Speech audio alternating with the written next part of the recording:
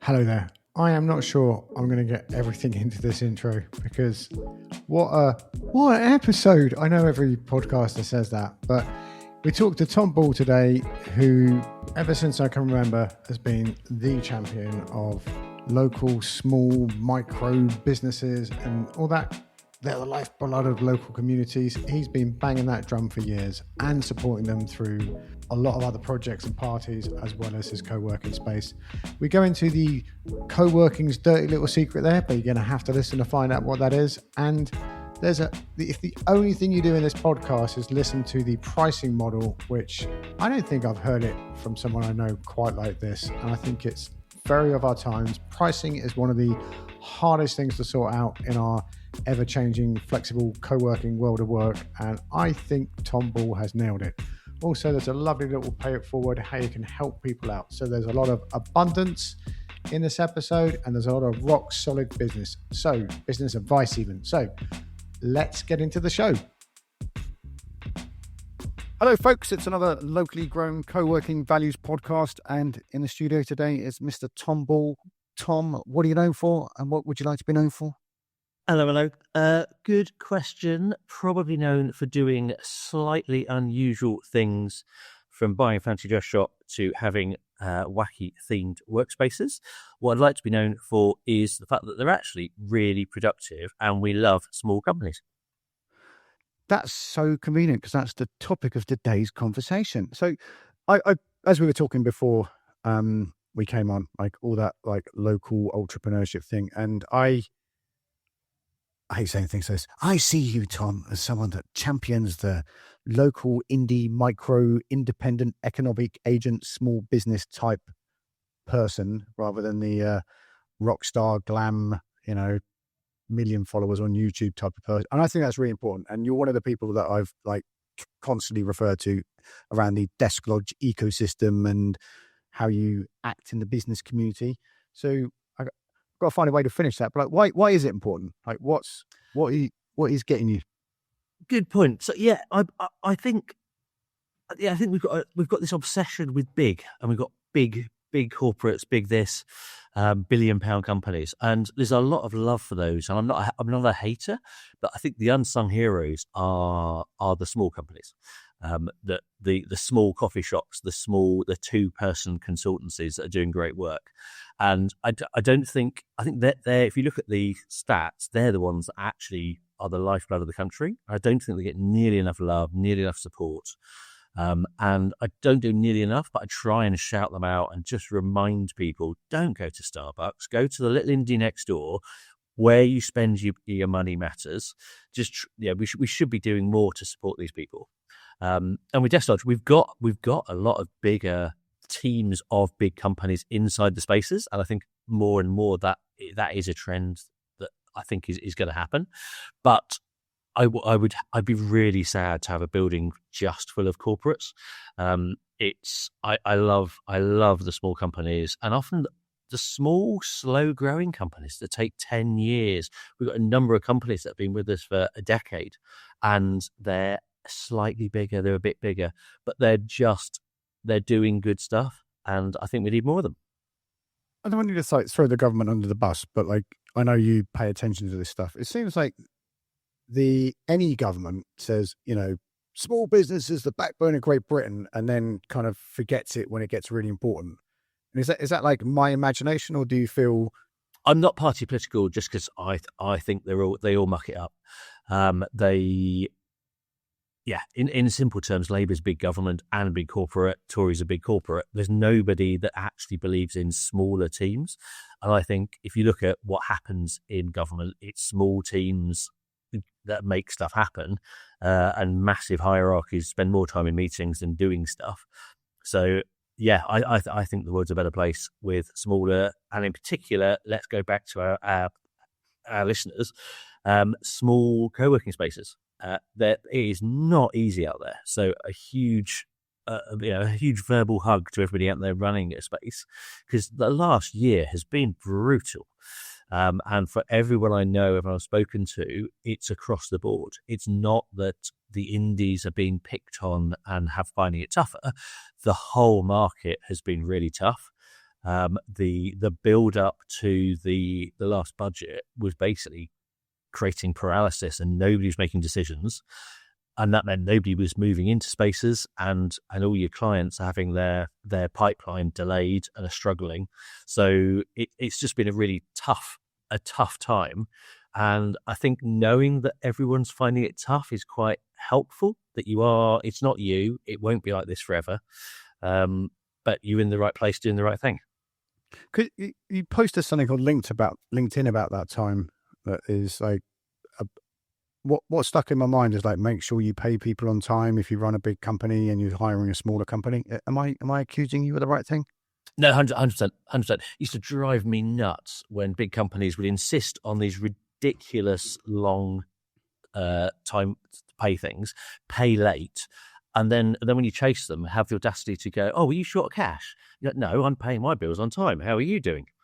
So yeah, I think the easiest, simplest thing we could all do.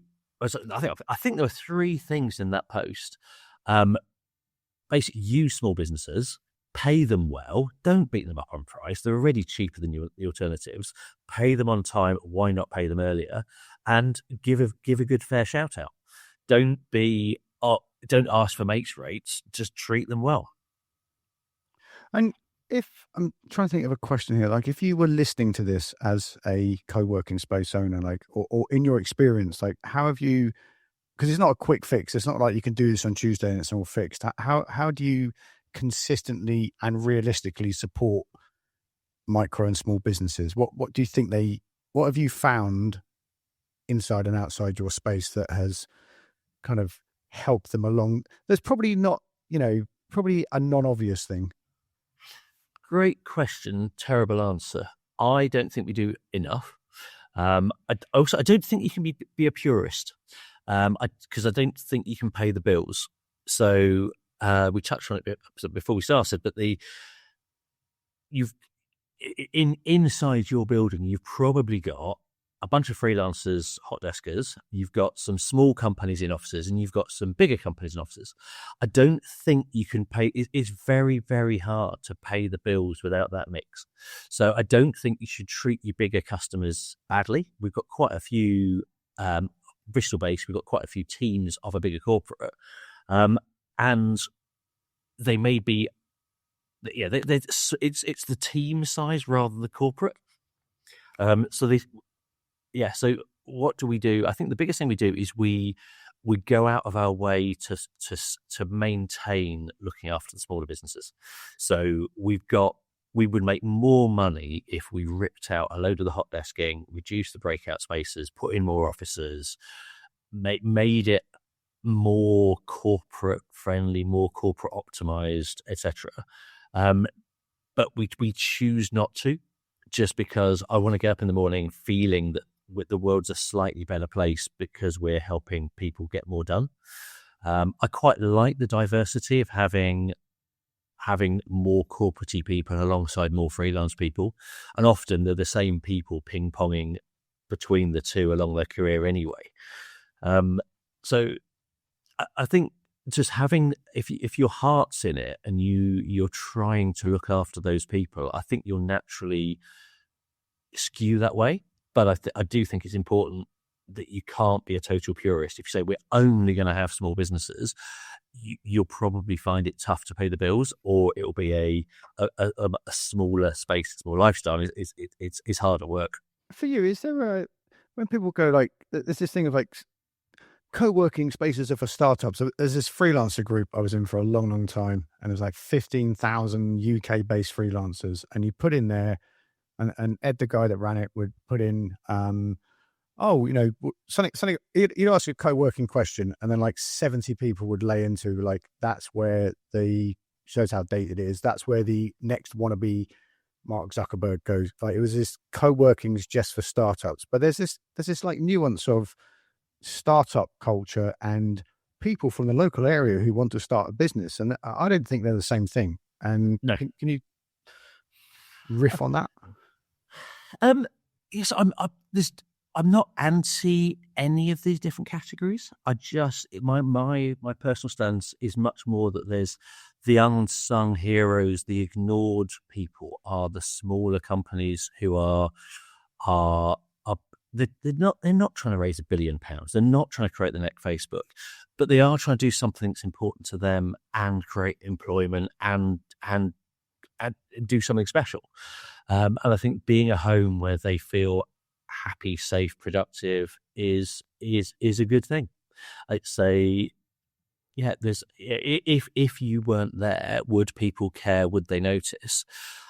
Hopefully, the answer is yes, and that's a good thing. And yeah, we've got over 200 5-star Google reviews, and the thing that I love is if you read them, the language of how people talk about it and how it makes them feel, and how it's tough running a business, as everyone listening knows, and to feel that you're not alone whilst doing it, I think is a good thing. What off the top of your head, like what sort of sentiment comes from those Google reviews? There's just a sense of feeling at home that you imagine. The simplest example I can think of is we're all going out on a Saturday night for someone's birthday. We're in a strange town, and you go, where shall we go? Shall we go to the Hilton Bar? It's got good reviews, or shall we go to the really nice local place? There's just an energy of feeling like you're in the right place, and that people smile at you, wave as you sit down, and when you get a coffee, they might bring one back for you. It's just even if you don't talk to the other people in the space, you just feel that you're in the right place and that you're not absolutely mad for having started your own business, that there's others out there like it. And I don't know about you, I get more done if I spend the day in our spaces. I don't have my own desk. I go and sit in the middle of the co-working and I get more done. Yeah, we have a really, because it's significantly cheaper having a flat in Vigo than it is having a flat in London, and we have a home office, which is where I am now, and it's lovely. It's like my little kind of home, but going and sitting with other people is really, really important. And there is something about I love going to coffee shops. That's undeniable. But there's something about being in a co-working space with like other people who are on the same journey. And when I got into co-working, it was, like you and I met doing all that networking mayhem years ago, and breakfasts and all this kind of stuff. And then when I got to a co-working space, it was like it was like what I was looking for in the networking was happening in a co-working space. And it was that feeling at the end of a networking meeting when people would say, oh, you're going to work here for a bit. And then they start saying, oh, which plugin have you got for WordPress? Oh, are you using WordPress? I was using Joomla. And you get into the kind of, I don't know, very informal information exchange. And someone says, do you know this network? There's this new thing started called LinkedIn. Are you on it? Yeah, and two little subtopics of that is I'm a big believer in different sorts of work zones. So we've got anyone listening, you're very welcome to come down to Bristol and spend a couple of days with us. We give anybody 2 free days, and that works really well for us as a marketing thing. So you go just try it, and then people either convert or they don't. But it's a very easy, low stress way of doing it. And if you come down, you'll see we've got very different workspaces. There's there's areas that are for solo working, and we've got signage now that kind of tell you what they're for. We've got a silent zone where you go in there and it's no speaking, no phone calls, and you just head down getting stuff done. There's places that are designed for doing video calls where we've got phone boxes for that. We've also got open plan areas. The kitchens we pump in. We've got sort of our own, not quite radio station, we're playing music. So that's about leaving the building without leaving the building. And so we deliberately design these different spaces for doing different things.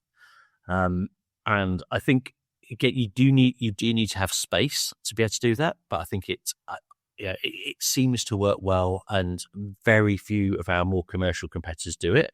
I think it's a luxury that makes the space better, but you make more money by giving a worse product because people don't know to look for it. But the other one I want to talk about is about pricing. We spent quite a long time with trying to work out how you sell different packages of hot desking, because everybody wants simple, but they also don't want to pay any more than they have to. And after we did quite a lot of work, and I'd have a look on our website if you want to see it and copy it.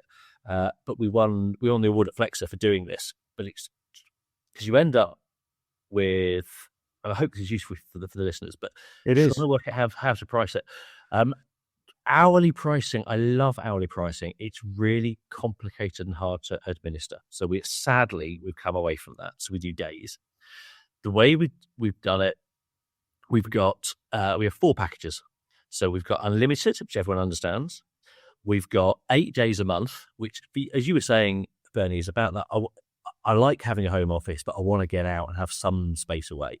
8 days a month is quite a good way of having. It's basically 2 days a week, so that works quite well. We've also got off-peak, so we do Mondays and Fridays, because generally Mondays and Fridays are quieter than other days, so that's a cheaper option. So if you go, I want to get out of my home office, I want a break, but I want to spend the least money, then we've got that option that lets you do that for Mondays and Fridays. And then we've got the interesting one is we've now got 1+. So we sell day passes, and we found the problem with the day pass is you kind of leaning back away from it. You think of a gym, if you paid every time you went, you almost disincentivizing yourself from going. The fact you've paid means you might as well go, and trying to work out how to capture some of that energy. So we've called it Flex 1+, but basically you pay a monthly membership and it gives you 1 day a month, and then you get a discounted rate for other days. So it's fundamentally it's the same as pay as you go, but having that 1 a month means you feel that you belong and you're kind of leaning forward slightly. We don't waste your 1 day a month. And so you just have that rhythm and you don't become a stranger. And that seems to have proved quite popular as well. So, yeah, very geeky, but hopefully useful for people trying to work out how you offer a range of options. How long did it take you? I love it, Tom. How long did it take you to work that out? Is that like a whole year or 2 weeks, or like Gemma walking around with a clipboard?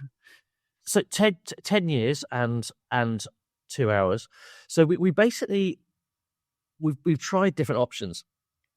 And I think we've always had unlimited 8 or 10 days a month. I think it was 10 days. We shrinkflationed to 8 days as a way in terms of where we upgrade the pricing, and we've always had day passes. So it was just debating what problems our members seem to have. And it was fundamentally with the unlimited and the 8 days work, but there are some people that do want to use us but don't want to pay what we need to charge for the 8 days. And how do we get people to come in on a Friday when it's quieter? So that's where the off-peak came from. And then the day pass, it was just trying to work out how do we make it feel like you belong? What's the membership that we can sell? And 25 quid a month for 1 day a month. So actually, to put numbers on it, it's 30 quid for a day pass, 25 quid a month with 1 day included, and then it's 25 for the extra days. So we're just nudging you to feel like you belong and to make it as easy as we can to walk back through the door more often. I like things like that where it's like 10 grand a month or 2,000 if you sign up for an annual membership. You know, like that kind of, you know, making it a bit of a no-brainer. I exaggerated for effect there, which probably spoiled the impact of your offer. But sort of how to ethically nudge people, support them, and how do we make most people nod and go, that's what I'm after? And again, it was just some good hard thinking, and trying to think about what our members were trying to buy, and a little bit of what we were trying to sell, trying to work out how to match the two. So, two questions which will probably end up being bundled in one answer is, I'm trying not to say, how do you get people to see the value, Tom?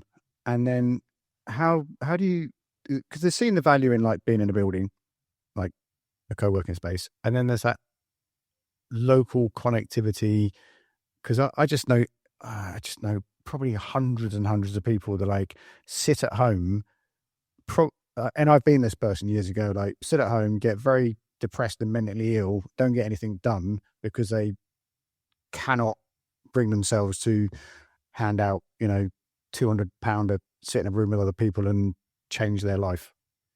I actually mean that, Yeah, no, I agree. It's if anyone listening figures this out, let me know, because I do the same thing. You go to a coffee shop and there'll be half a dozen people awkwardly sat on their laptop at lunchtime. Some of them oblivious, but a lot of them realizing they're not in the right place, but not knowing or being able to go there. And I kind of get how to spend, as you say, a couple £100 a month. It feels like an is a luxury. You can sit at home in your home office. The 2-3 days kind of helps, but that does not really, because people aren't going to take us up on that unless they're really considering it. So, yeah, I'm not sure. I think whether there's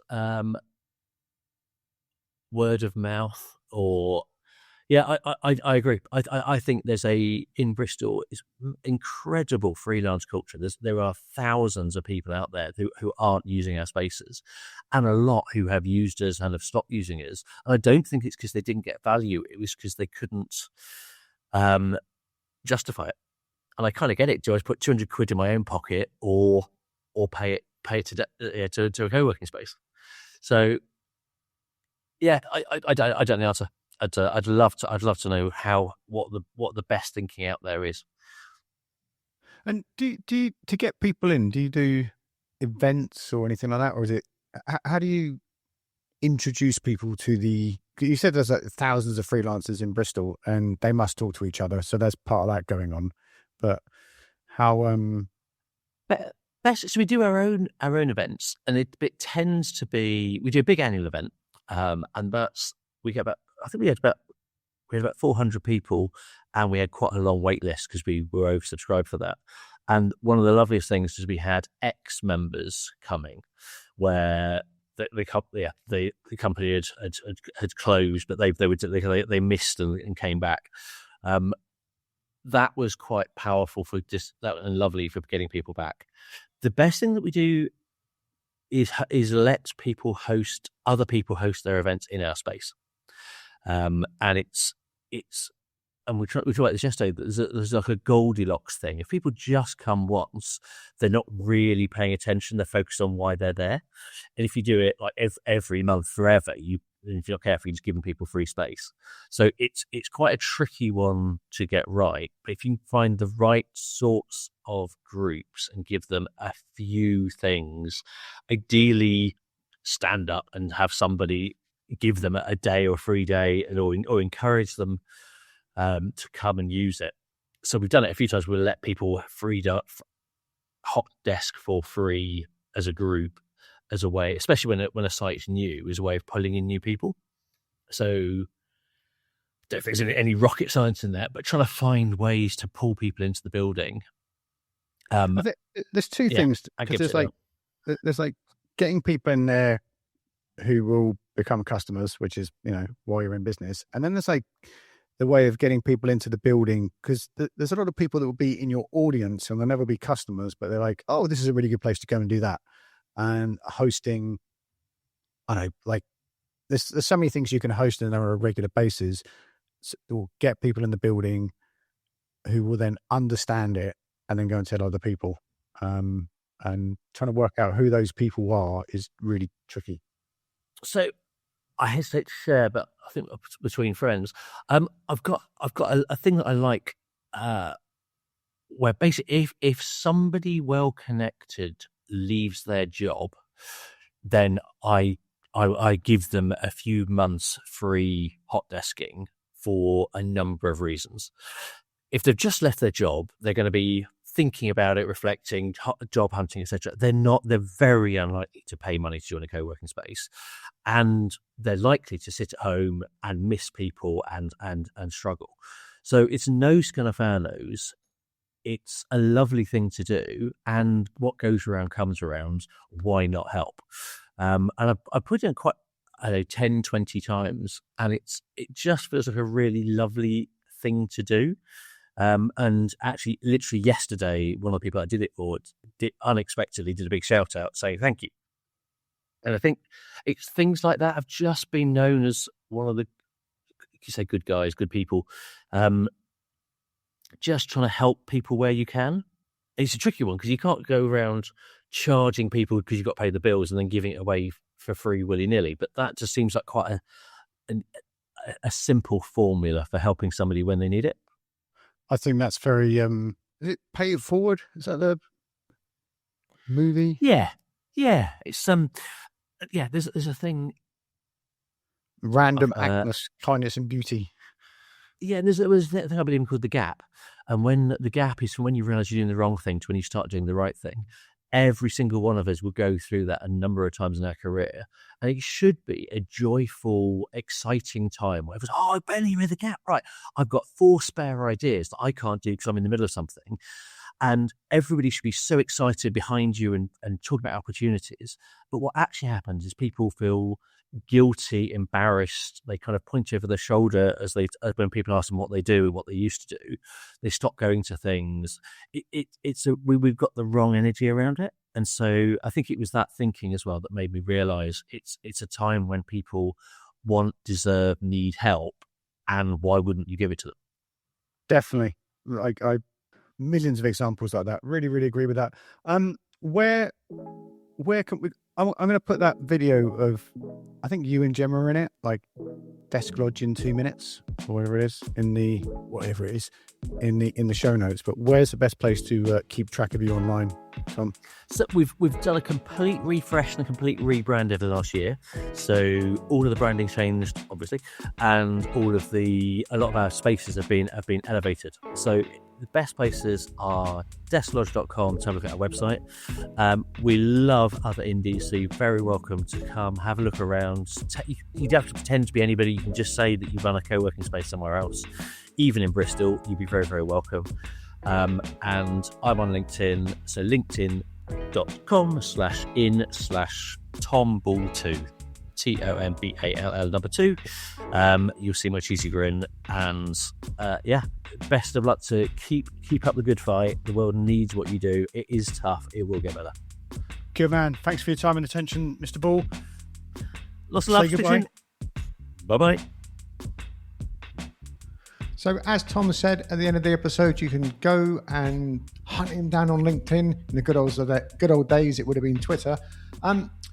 In the show notes, as always, everything we talked about in the podcast is in the show notes. I would encourage you to go to the LinkedIn co-working group, pinned in there or somewhere in there. There's always events and other antics that are going on. And there's one post in there at the moment, which is about the co-working operators weekend, which is for the type of people we were talking about in this podcast, for independent co-working space owners and community builders. There is Unreasonable Connection going live, which is the London Coworking Assembly event. There's a workspace design show coming up. And if you're someone who runs a thing like we run, the London Coworking Assembly, and there's Co-working Spain and Co-working Switzerland and other groups that help people who run co-working spaces all meet. There's the Co-working Alliance Summit, which is online on the 4th of March, run by Hector and Ashley, and European Co-working Day is coming up. But I said the word co-working far too many times in this outro, so I'm going to be quiet. Wherever you are in the world, be careful out there. It is a jungle.